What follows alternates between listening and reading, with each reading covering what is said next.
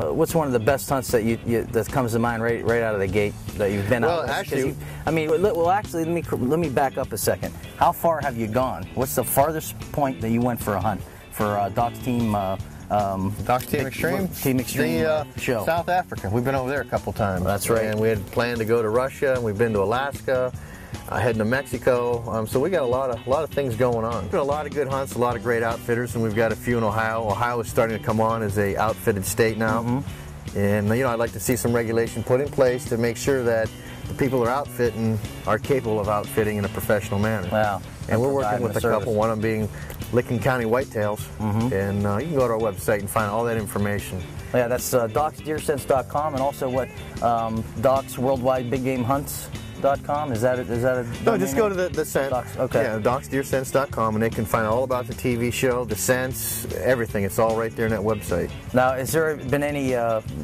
big game that you've seen out there that have been like a world record kind of thing that you came close to, you just couldn't get them, to get that close kill shot? I think the biggest thing that I've seen out of my tree stand, which I managed to mess it up, was that 20-pointer, 196 and 3/8. Wow. Down there in, I'm trying to think, down by Shelby, down by Maryville. Yeah. And it got away, and a week later, a young lady down there shot it in gun season with her muzzleloader. Oh, wow. She brought it down to the Ohio Deer and Turkey Show and rubbed it in my face. And, I'm congratulating her because she was just tickled to death to have got it and heard about that I had shot at it and wanted to bring it down and show me what the finished product was. I'm like, I thank you very much. And we put that on one of our shows. And well, real quick on that story too. That was pretty awesome. That was a true test on how your scent works. You had extreme heat that you did a scent drag with or something. Why don't you explain what happened? Devastator. We laid it out, and of course we used our evade for scent elimination. But you know me, I believe in scents 110%. Not only is it my business, but I personally, you see me, I'm going out there with 3 and 4 bottles of different things every time, because just like a turkey call, it ain't just one call. Sometimes it does it. Sometimes you need 2 or 3. It just depends on what that buck's looking for. And you know me, I'm after mature bucks, so I'm not looking for the first guy that comes across that scent line and comes trotting in. He may not be good enough, and nothing worse than you hear the deer, you hear that here they come, you just know, okay, here comes a buck. It's like, great. I love to watch them, I love to study them, even as youngsters. But it's not that big mature statement buck that I call, that ever gets everybody's hearts just pounding out of their chest. That's awesome. Now, if you could just tell the viewers one, or a few good tips, what would be the main tips you would have for scent control, and then also using your products for any mock scrapes or anything like that? 3 things come to mind right off the bat. All right, here we go. Scouting. Okay. Do your scouting. Scouting is not just the week before season. Let's go out and see if I can find a scrape or a rub. Those rubs at that time mean nothing, because most of the time they've knocked off their velvet and that's all they've done. Knocked their velvet off, walked on.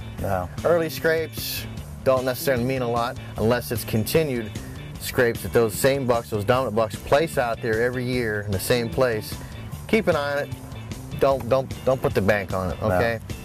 Third thing is do not, I back up. Second thing is scent elimination, scent control. When you go in there, don't bust up the woods, don't stink it up, okay? Watch your scent, take care of what you need to do.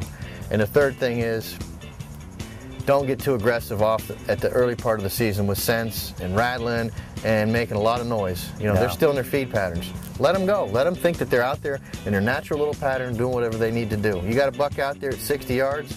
I've seen guys out there rattling and making all kinds of grunting with these tubes that make a horrible noise.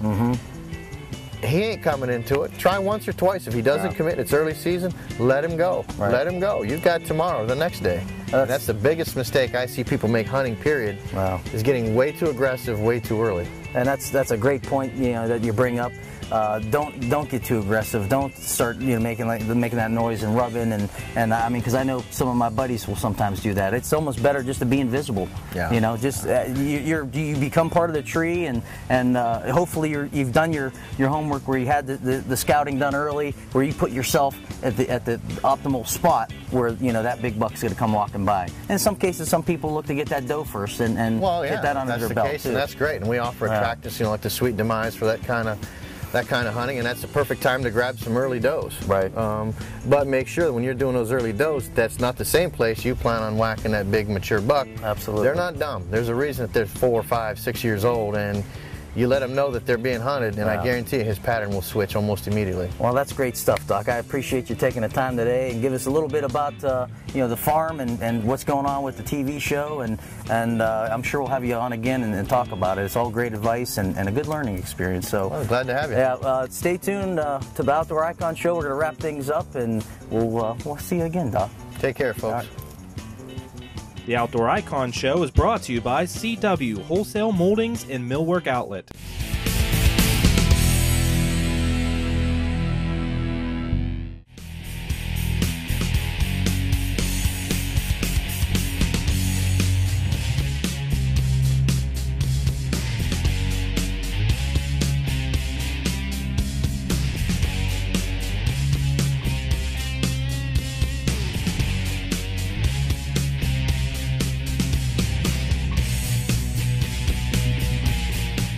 You learned a little something about deer scent, does versus bucks and fawns here out of Doc's Deer Farm, Northeast Ohio.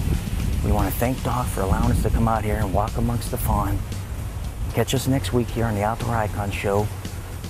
If you need further information, docsdeerscents.com about his products or Doc's Team Extreme Worldwide Big Game Hunts. Have a great outdoor experience. We'll see you next week.